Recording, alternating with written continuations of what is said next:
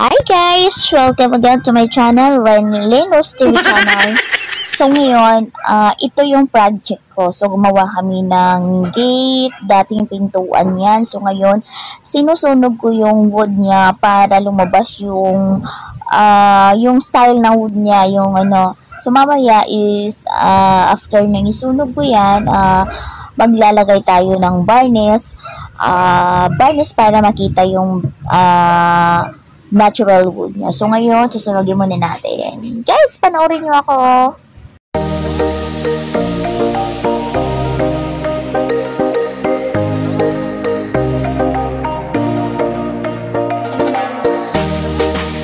A few moments later. Okay, natapos na natin to. That hapon, sinunog na natin yung wood niya.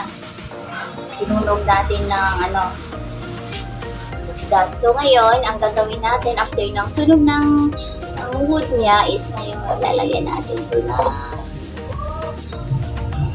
varnish. Lalagyan natin ng varnish para makita yung kulay ng wood niya.